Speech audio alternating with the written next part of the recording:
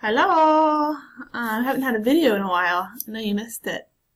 Okay, happy Friday. We have a couple things to do today, so I want to make sure that we're getting through it. Like I said, it's just a really big unit.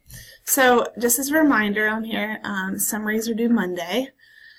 Side note, I can tell that some of you are doing it very fast and either not great sentences or not really being holistic. And remember, I only really give you like one homework a chapter. If there's something else, it's usually because we didn't finish it in class. So summaries are meant for you to read the book, not just do this homework really quickly. Okay? And then the test is on Wednesday. I gave you, hopefully you picked up on my desk, there's a study guide. It's a pretty broad, basic study guide. Just a lot of terms, so make sure that you're understanding the terms and not just memorizing. This is definitely a term-heavy chapter. All right? Okay. So your homework last night, you had to finish those perceptual abilities. That's one thing. If you have questions on, let me know. All right? All right, I want you to grab a scrap sheet of paper real quick, and number 1 to 12. You can be Post-it note, whatever. Doesn't have to be anything big.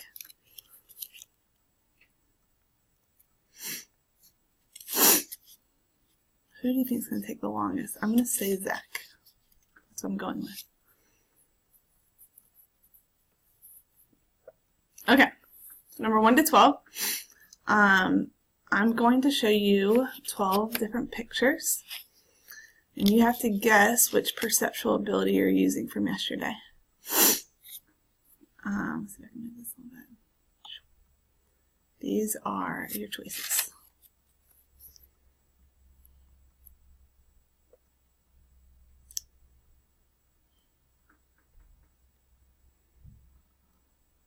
Alright, so number 1 to 12. Some of them could have multiple. Alright, if you need to, if you still have your phones, you can take a picture of this so that you have a word bank to work from.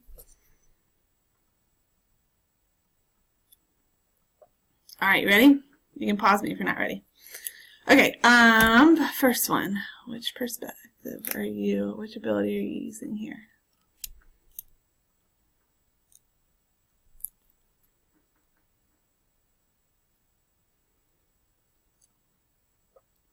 Alright, next one. Which ability do you see here?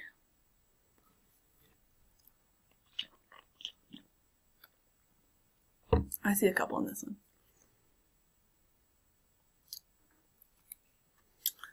Right, that's number 2. Number 3.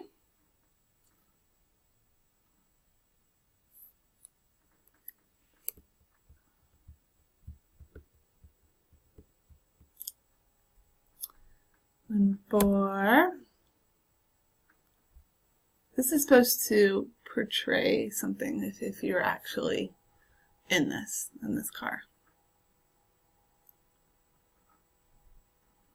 Okay. Number 5. Is that right? 5.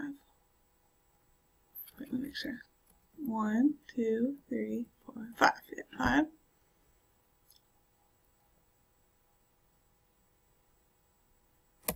Okay, number 6.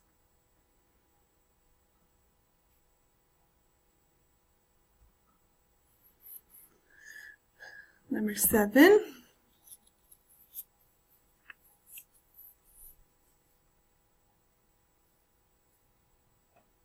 Okay. Number 8.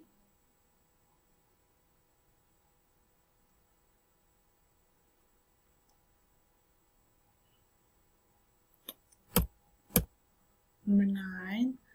So this is 3D goggles. Which one does this show?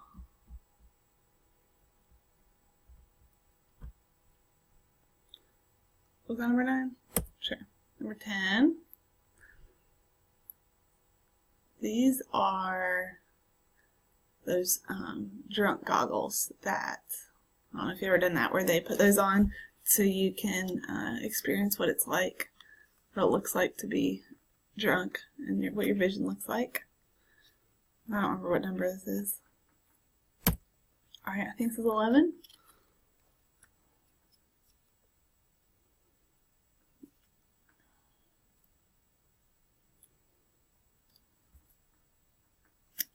And last one, I think 12.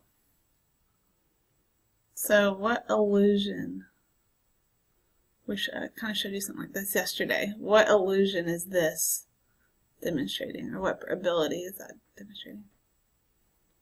Okay. Alright, ready for the answers?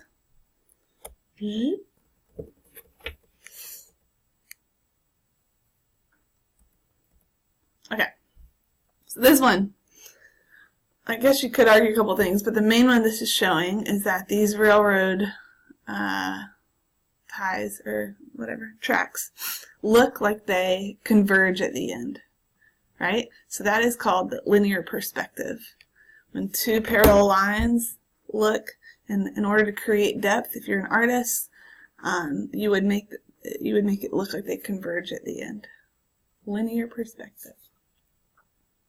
Okay? Alright, next one. So yeah, this could be a couple things. Depends on what. You could pick the fact that this catcher is blocking this guy. So you know this guy's farther away. What word is that? That's interposition. Okay? You could say that this guy is tiny and this guy's big, but you're not saying this is a giant, right?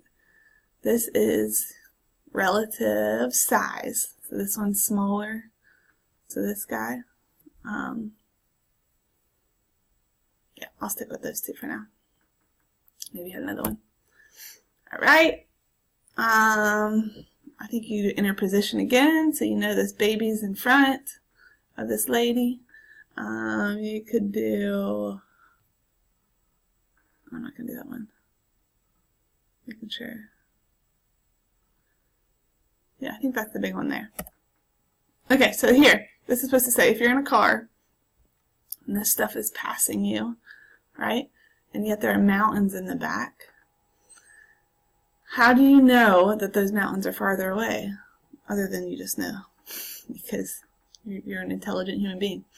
But the one here is relative motion.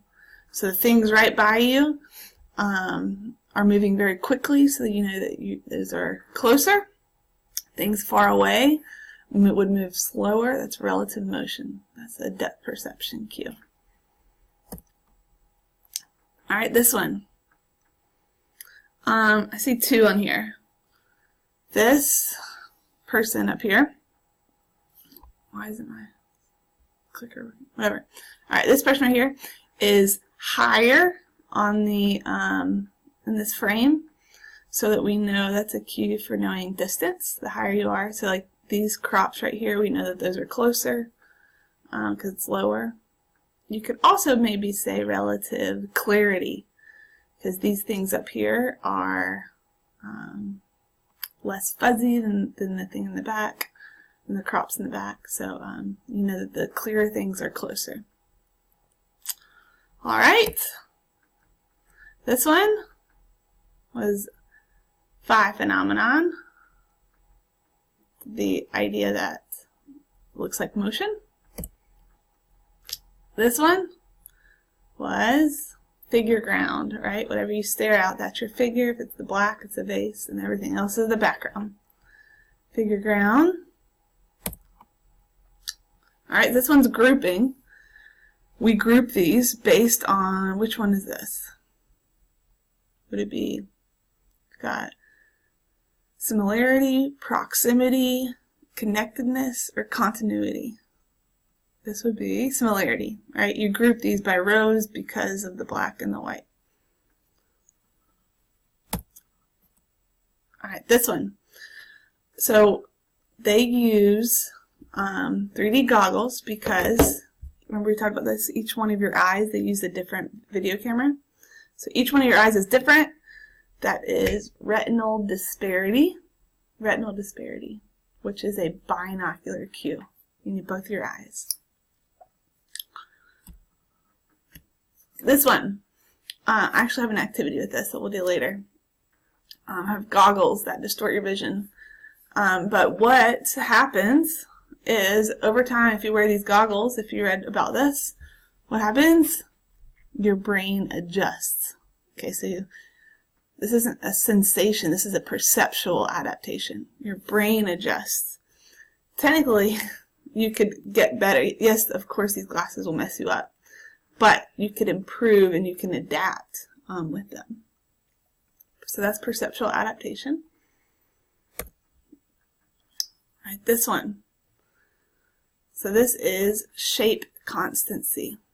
We know, even though we see different angles here of this card, I guess, that the card is not changing shape. Our brain knows that. We just know we're changing our angle on it. So that's shape constancy. The shape remains constant.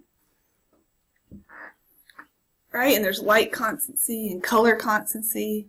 Right? Like, you know, your hand stays the same color even when the lights turn off. Okay, so your brain knows that. Okay, and this one, we said, yes. All right, that in your mind, you would think that this is a huge guy, right? This is a little guy. But we think this is farther away, so this has to do with relative size. Relative size. Okay? All right. Okay. Oops.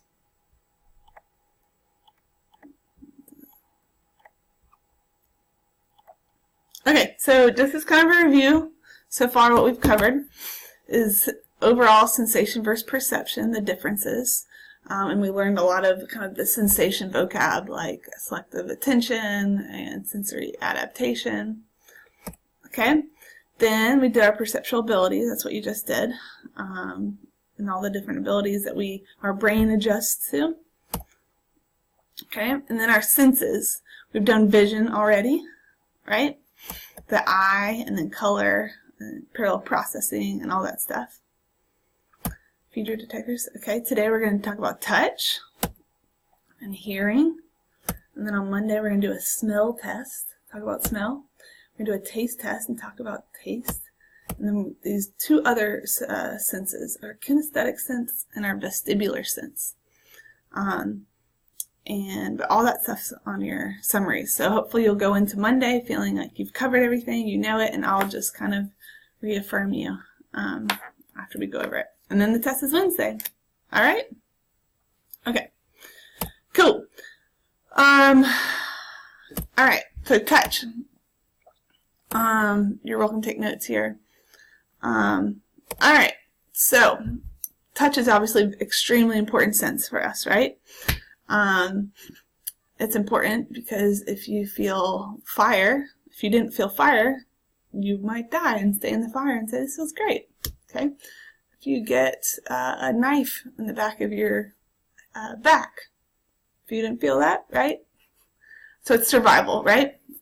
Well, another thing is Harry Harlow. We're going to look at this study later when we get to a different chapter. But he's this psychologist / scientist who looked at monkeys, all right? And he basically found out that monkeys, even if they don't have a mom, they prefer a cloth monkey over a wire monkey. Like, just like little kids, maybe even if you have dogs, love to have a little stuffed animal. It's all about the importance of touch. Touch is very important for humans. And so we'll talk more about that, but that basically monkeys found out how important touch was. Then it also found out that premature babies gain weight faster if they're held. So that's why they ask any preemie babies, parents to come in and hold their children. And they have like gloves and stuff. Have you seen those machines where you put your hands in and you're holding the babies, where they scrub all up and they can hold them? I saw a recent thing in Atlanta, I think. There's this like granddad who volunteers to hold babies, premature babies, when parents can't spend the night or can't come. So obviously, even like biologically, there is that biological, psychological connection of touch being important to gaining weight early on. All right?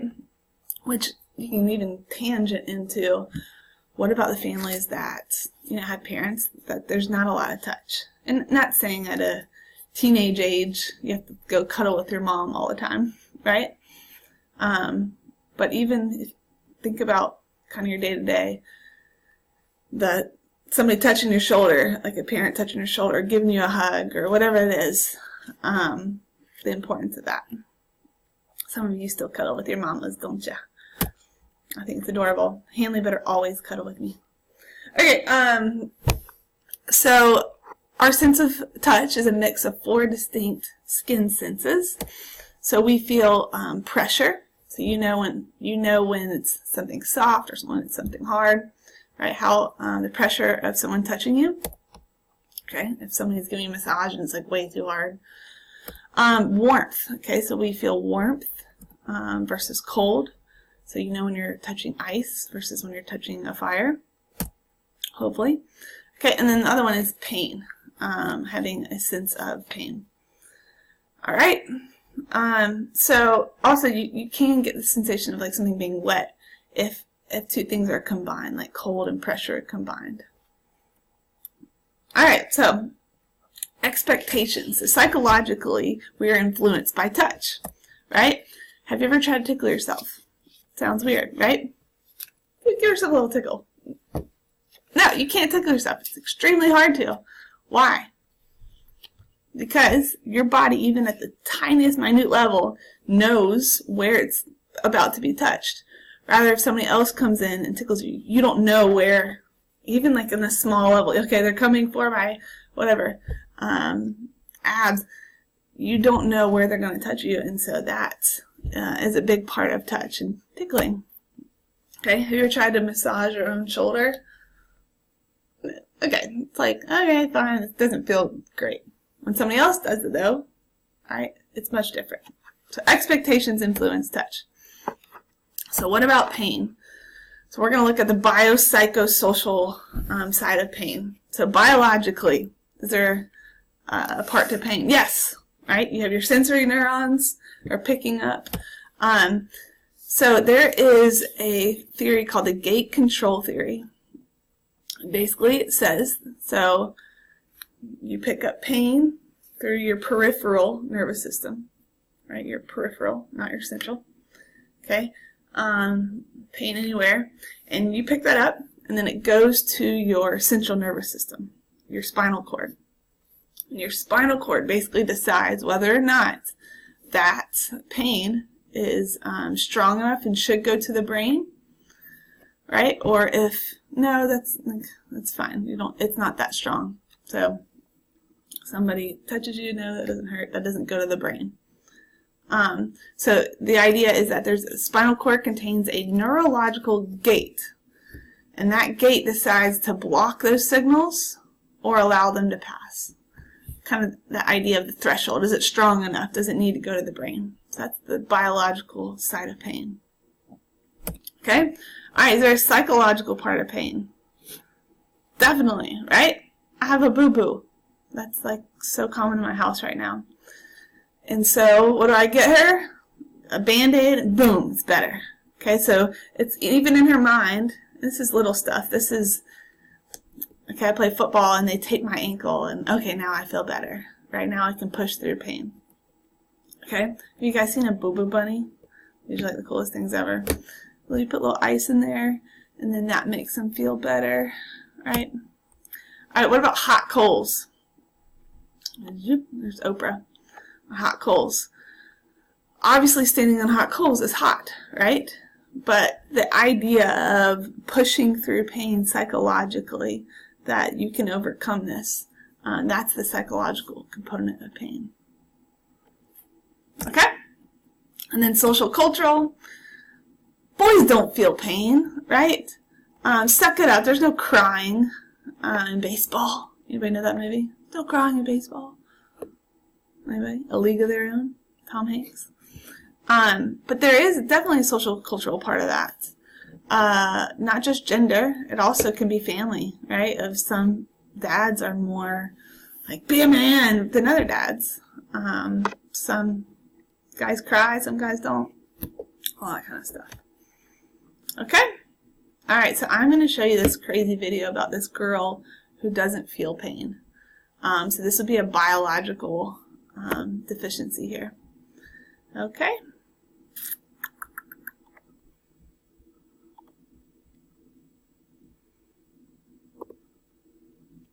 Turn the volume up. First, none of us wants to feel pain, and we're especially protective when it comes to our children. But what if your child couldn't feel any pain? That's a rare condition that so far has been diagnosed in only a handful of people. And as Juju Chang tells us, what sounds like a blessing turns out to be a curse. In many ways, Gabby Gingras is a typical 7-year-old girl. She goes to gym class with other third graders, loves playing board games, Okay, a miscellaneous 3. and idolizes her older sister Katie. But in one very dangerous way, Gabby is not a typical little girl. She can't feel pain and is at constant risk of badly hurting herself. She's wearing a helmet and those goggles for a reason, but we'll get to that in a minute. This video was taken as part of a documentary called A Life Without Pain when Gabby was 4. Here she bangs into the sharp corner of a table, but just keeps on going. And see how unfazed she is when this dog collides with her? For the first 4 months of her life, Gabby was the perfect little baby. It wasn't until she started teething that her parents, Steve and Trish, noticed some odd behavior. I was massaging Gabby's gums one day, and she bit down on me ungodly hard. And when I pulled my finger out of her mouth, I pulled the tooth out of her mouth. She was happy playing, like nothing happened. It was as if she didn't even feel it, and that was just the beginning. The 4-month-old would teethe on anything, plastic toys, hardcover books, even her own fingers, until they were bloody. She damaged them so badly, it really looked like mine. It was that chewed up and mangled. She would also chew on her tongue like it was bubble gum. It was bizarre and frightening. Steve and Trish brought Gabby to doctor after doctor. For months, specialists tested the baby for everything, from metabolic diseases to rare genetic disorders, and ruled out one disease after another. Trish reached the frustration point, and she sat down on the computer and basically spent the whole weekend on the internet, searching and looking, and she found some pictures of kids with fingers that looked like Gabby's, just chewed up and mutilated. And that was the first time we'd heard the term hereditary sensory autonomic neuropathy. HSAN. It's an extremely rare genetic disorder that affects the sensory nerves. In Gabby, the nerve fibers that detect pain and temperature never developed. There is no cure.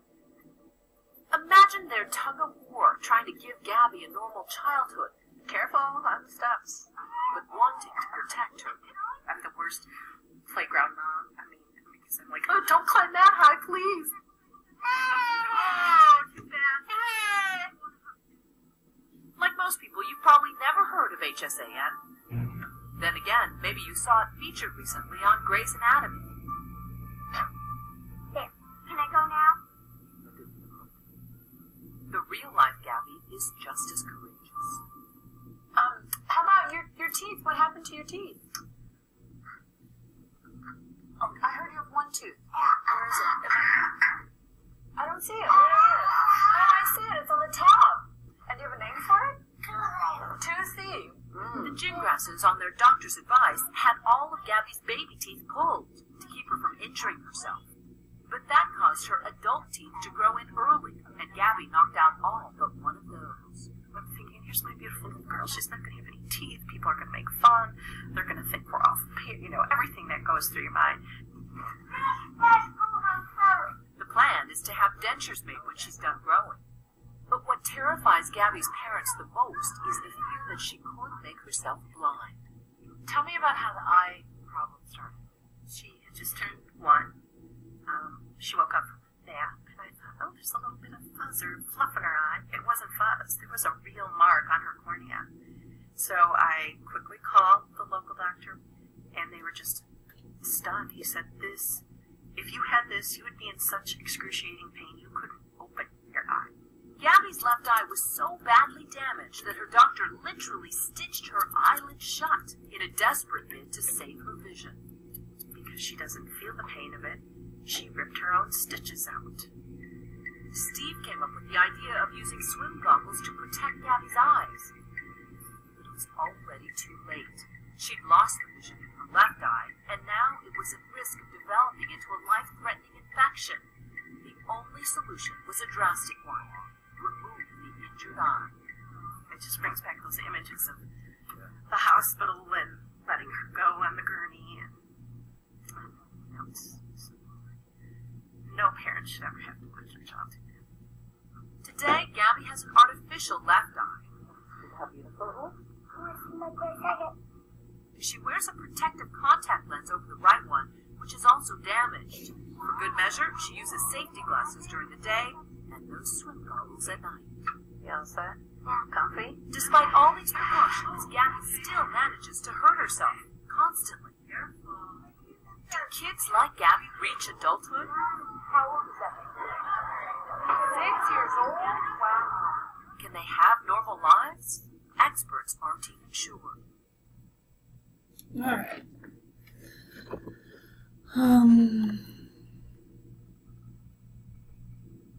Okay. So, I mean, pretty crazy condition, but that shows you, even though pain sounds bad, it's actually something we desperately need, right? To be able to feel pain. Alright. Okay, hearing. I want you to take out that sheet that hopefully you picked up from my desk. I want you to, this is just kind of guessing, the top left of your worksheet, put the following in order by levels of decibels. So sound is measured in decibels, right? Your physics coming in. Okay, 1's the lowest and 9's the highest, or the loudest. Just guessing here.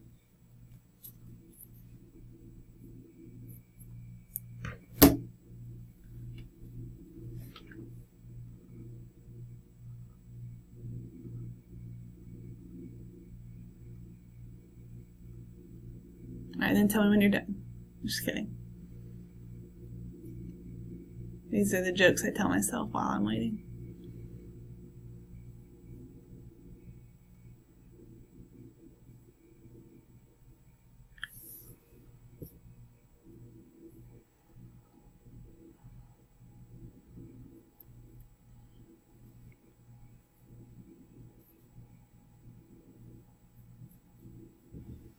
Alright. You ready? Okay. If you're not, then pause me. Okay, let's see if you got this right. Let's put that down a little bit. Okay. The lowest would be the threshold of... Oh, that's just... Sorry. That's not on yours. I don't think that was on yours, right? Yeah. Threshold of hearing means that's absolute threshold, right? You hear it. Okay. Sorry. Here we go. Lowest is a whisper. Alright, that's 20 decibels. By the way, people always argue that this is kind of subjective, or too vague. Some of the things are too vague. I agree with you. So a typical room, what does that mean? Like you enter a room, nobody in there. I'm sorry, people are in there, but it's just like normal talking level. Okay?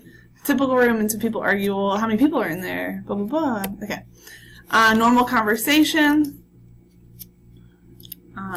Your normal, unless you know those people that talk loud, then they might go to 70 or 80 decibels. A busy street corner. By the way, this is not really important that you write all this on the right-hand side. Busy street corner. Subway train at 20 feet, so while you're standing there and then it rushes in, it's really loud. Then a jet plane at 500 feet. Then loud thunder. People always disagree with that one in the jet plane. But you know the really loud thunder, though, that like scares you? Okay, then a amped up rock band at close range. Have you ever been to a concert and you're standing up close? Okay, the big thing that I wanted to point out, though, is right here, 85 decibels. So if you read this up here, it says prolonged exposure above 85 decibels produces hearing loss. Here's the thing about hearing loss, and you'll read more about this later. It's permanent. permanent. So once you lose it, you don't get it back. We'll talk about why that is. So 85, if you think about that, are you ever exposed to things louder than 85 decibels for a long time? So if you go to a rock concert, yeah, definitely, right? What else do you guys listen to that might prolong your exposure? Or prolong your exposure? Music, right? Depending on, I guess, your type of music too, but are you an earbud user? Are you always listening on your phone or something? And that's kind of a new worry with scientists is what's going to happen, or doctors, what's going to happen to this new generation, because they had Walkmans before, right? Parents had Walkmans. But you guys, and me included, have the earbuds that almost cancel out, or even the big Beats or whatever, cancel out everything else. People listen to it loud. Those people are definitely going to have hearing loss. Okay. All right, I want you to pause me, and I want you to label the parts of the ear. Let me give you a page real quick. There it is. 196. Okay, so that shouldn't take long. Pause me, fill that out, and unpause me. Just hit pause.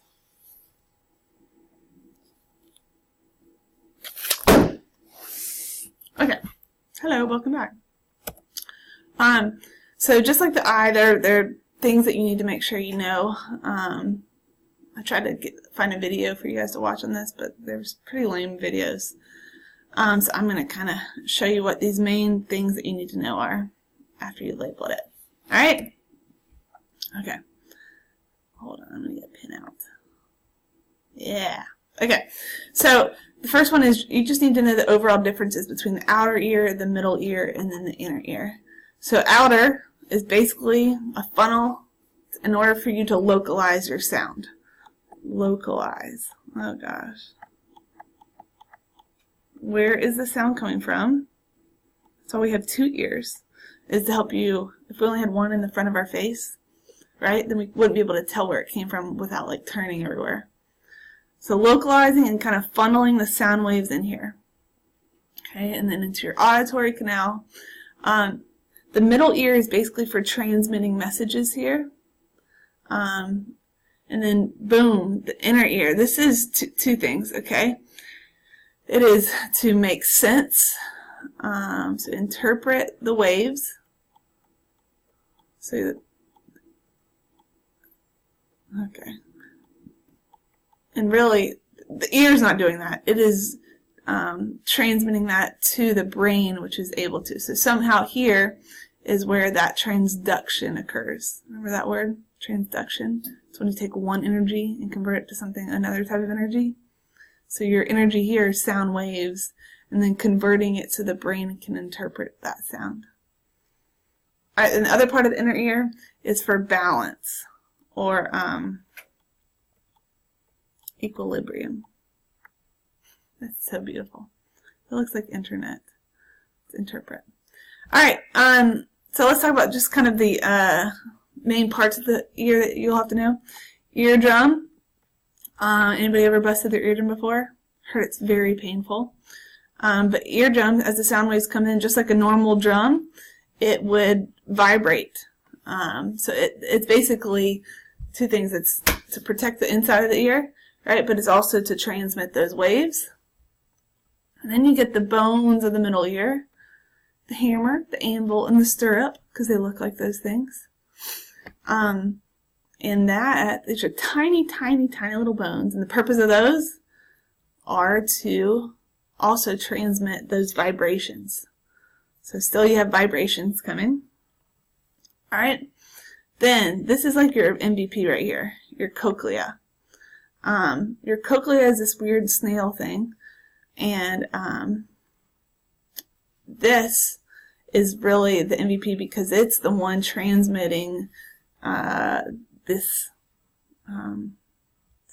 these waves into something now that hopefully the brain can understand. So if you zoom in that cochlea, why is it's not letting me go back? Hold on. Stop. Go back. Come on, buddy. Let me go. Get out of here. How do I stop you? Click here, click here, click here. No, maybe I'll click here. Ha, there we go. Okay. Alright, so if you zoom in here on this cochlea, then they talk about there's fluid in here. Okay? And the fluid in there is basically just like the drum, the eardrum can transmit waves. Well, now it's just like fluid waves. So now that becomes a fluid wave. And in that cochlea you have your basilar membrane. That's the word that I was like, never really focused on this. And then this was on the AP short answer section last year. The basilar membrane is basically this membrane that holds hairs in your ears. Okay? And those hairs get swayed by the fluid, and that is what gets transmitted to your auditory cortex and your temporal lobe through your auditory nerve. Okay? So basilar membrane, that's where the hairs are. So how can you destroy your hearing and it never comes back? Well, if you're at a rock concert or over your life, you're at a lot of loud things, those hairs actually get worn down. And that's the permanency part that we're talking about. Okay, and then the last one were these semicircular canals. Okay. These semicircular canals here. And those are for balance. So, an equilibrium. So you know the dizzy bat race? That's beautiful. Okay. The dizzy bat race, you twirl and twirl and twirl, and then people look like fools and they fall down. So in those semicircular canals, you also have that fluid circulating, same kind of fluid. And imagine when you're circling around, that fluid is getting jostled and jostled to where that even when you stop turning, that fluid keeps spinning, and that's where your balance and your equilibrium are off. All right? Alrighty. And then just the auditory nerve connects to your ear, and that goes to your temporal lobe, and in your temporal lobe, which is on the side, you have your auditory cortex. Whew, alright, we did it. Feel good? Okay, and maybe when you're studying for your tests, is you look at this and you kind of go through all those things and make sure that you know those. Alright, what I want you to do is flip on the back and you'll finish. There's a little bit about how we hear pitch, different pitches, and also about hearing loss. And then there's an interesting article from Time Magazine about losing your hearing by listening to music. Okay? So finish that up. That is hearing for the day and touch. And I'll see you Monday. Summaries. And we'll do our smell, our taste, and our other two senses. Alrighty, bye guys.